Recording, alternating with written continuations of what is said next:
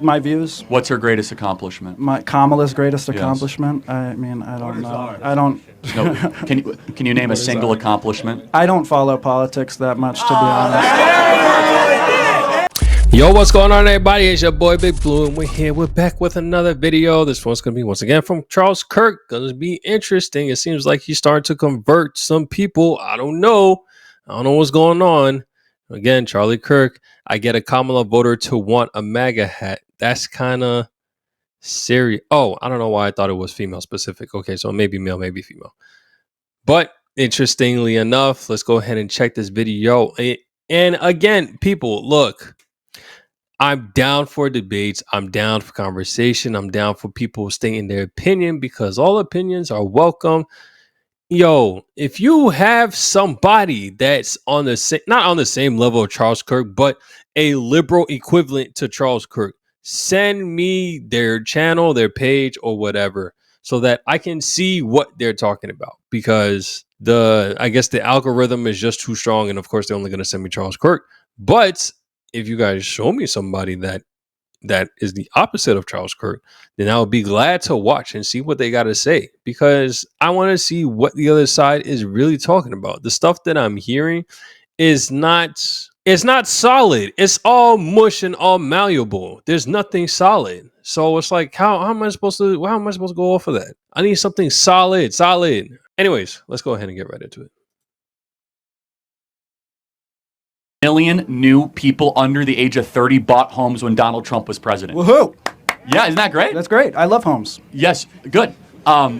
Now it is harder than ever to buy a home. When Donald Trump was president, interest rates were 2%. Now they are upwards of 10%. Wasn't that also partially caused by COVID? I'm not a professional on this. No, it's fine. Yes, of course it was partially COVID, but the point, a lot of it was bounce back.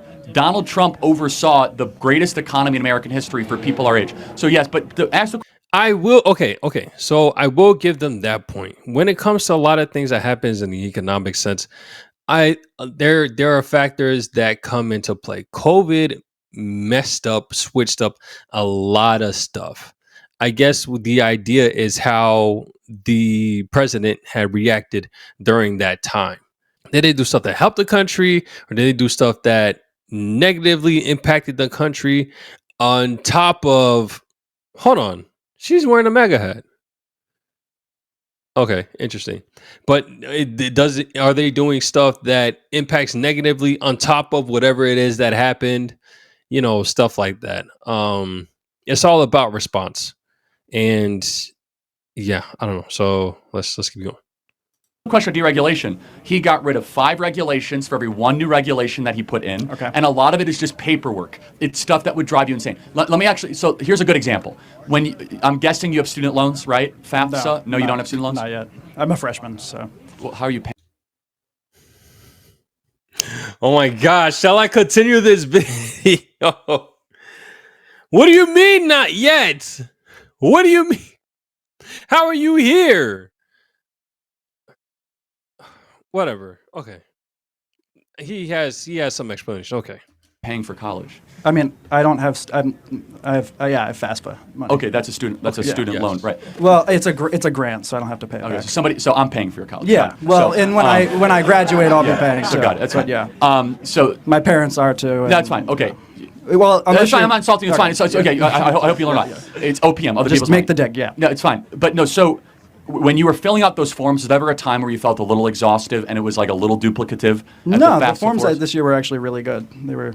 For me, it was pretty good. Does anyone sympathize with the amount of forms you guys have to fill out? I mean, if anybody here is your supporter, they're gonna agree with you. But yeah. Well, no, just it's a matter of like observing reality, right? FAFSA was trash. Okay. So the financial crisis comes. They say it was deregulation. Sure. So we have thousands of pages. So if you guys want to go buy a home, you know this. You have to sign hundreds of pieces of paper, okay? And your parents can tell you hundreds of pieces of paper.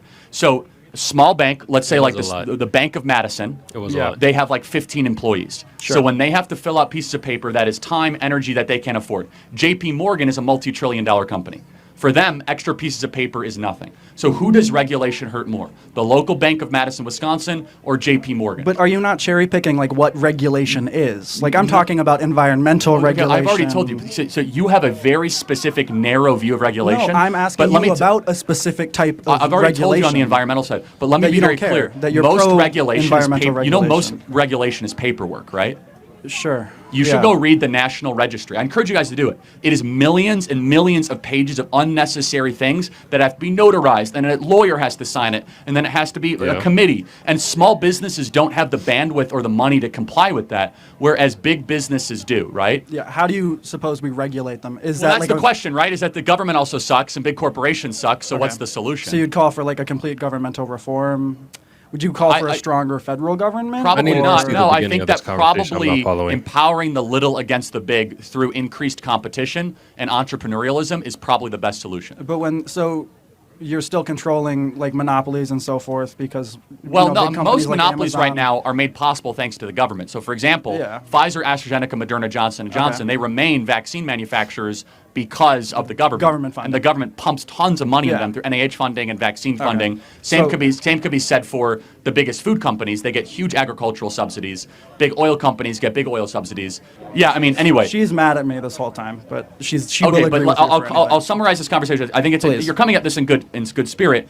Is that when you increase the paperwork burden and the needless amount of committees and lawyers, regulations, and accountants, it's harder for the next Elon Musk to found Tesla. It's harder for the next entrepreneur to start the next great company because he has to spend all of his time on compliance and not on wealth creation or entrepreneurial activity. I see what Donald Trump wants to liberate the American entrepreneur to not be bogged down by unnecessary rules, regulations, and paperwork, and instead be worried about creating jobs and creating a lot of wealth. Okay. All right, who are you voting for? Me? Yeah.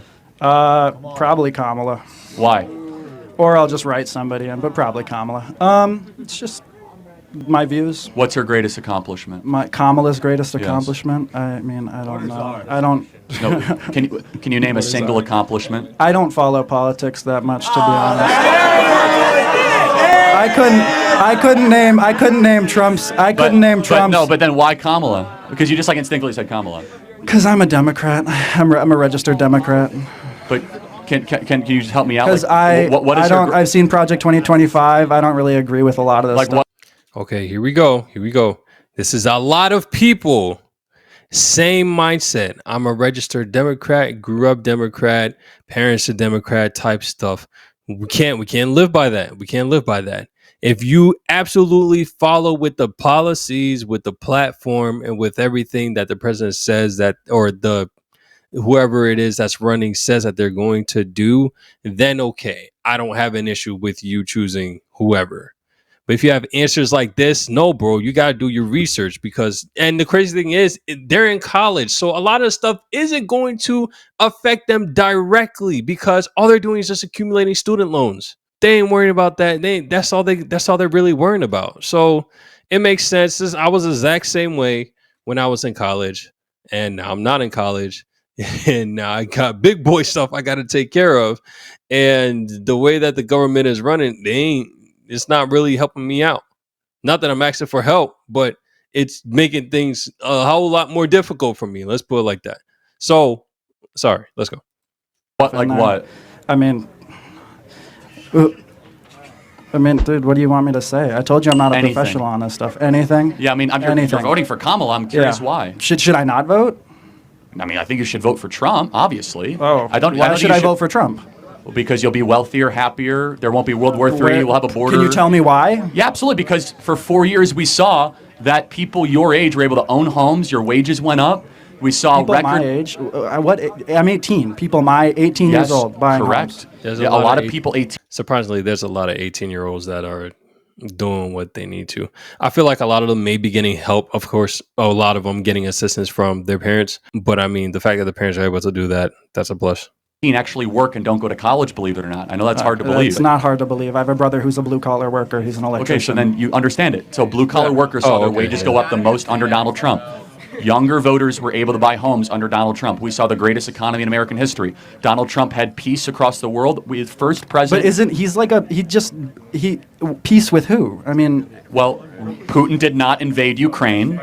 Israel was not at war with Gaza. No. It was the first president in 40 years. but wouldn't you Hold on. couldn't It you was the argue first that some of his president- policies allowed this to happen? One second. I mean, There's a first ahead. president in 40 years where we did Yeah. not have a new war, correct? We had new wars under Clinton, new wars under Bush, new wars Okay. under Obama, new Okay. wars under Biden. But Donald Trump, we had no new wars. Why is that? I don't know. You're the expert. Because he was a great president. Because we had peace treaties. Because it was peace through strength. The point is that we don't have to guess about the type of So president are we Donald Trump weaker? is. Are we weaker with like a Democratic leader? Absolutely. That's the argument. Interesting. Well, think about it. Our dollar is worth less. BRICS is ascendant. Putin invades Ukraine. China is wealthier than ever. Trump. How many pictures did Trump take with Well, Putin? hold on. This is interesting. So Ooh, emotions.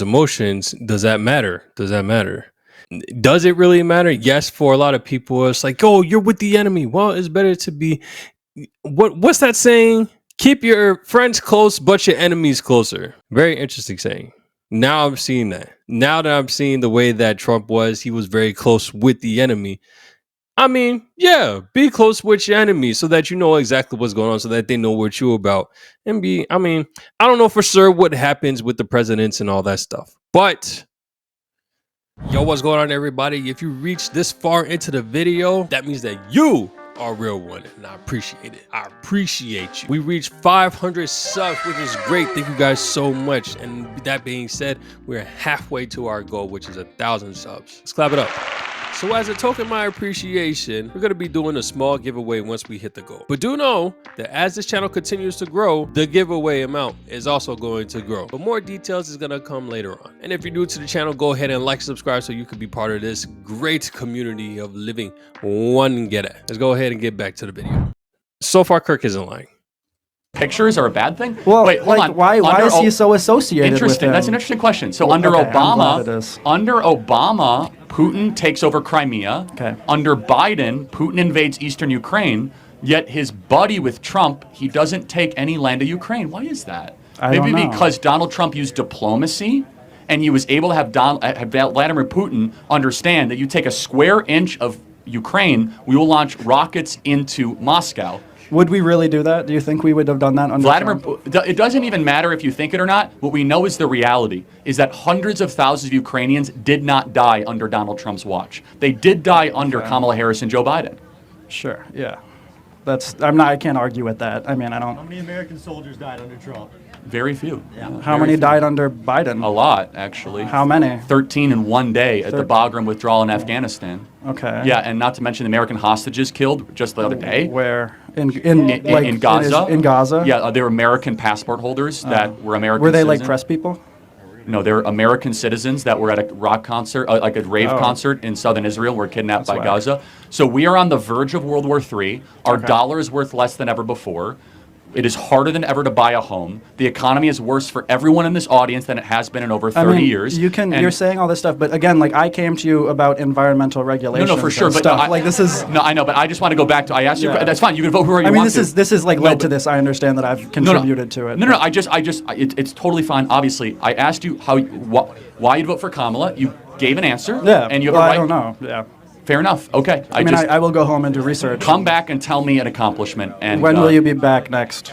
I will actually be at the Alabama-Wisconsin game next Saturday. So come find me. We're gonna get. Yeah. So if you find I'm gonna go Badgers. If We're losing. if you find a single I have a accomplishment hat? of hers, only if you say you're voting for Trump. I'll take it. Yeah. This young lady gets a hat. But if you find an accomplishment, come find me. All right. Thank you so much. Appreciate the dialogue.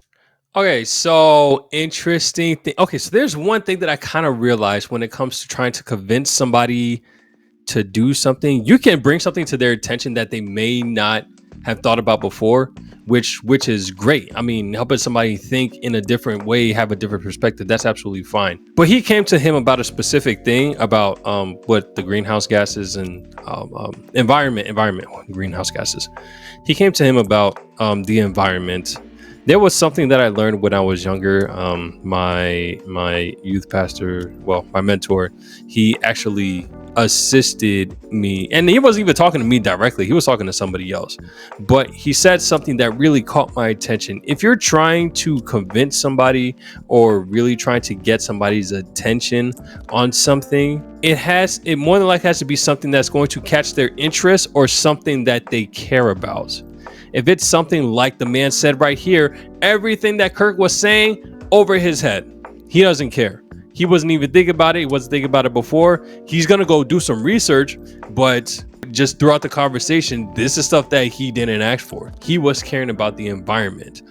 If you could touch on the points that people actually care about, which I guess Trump should be doing instead of trying to deflect, and honestly, Kamala should be doing instead of trying to deflect the whole time, talk about the stuff that people care about. That's how you're going to get their attention. That's how you're going to get their vote and all that stuff.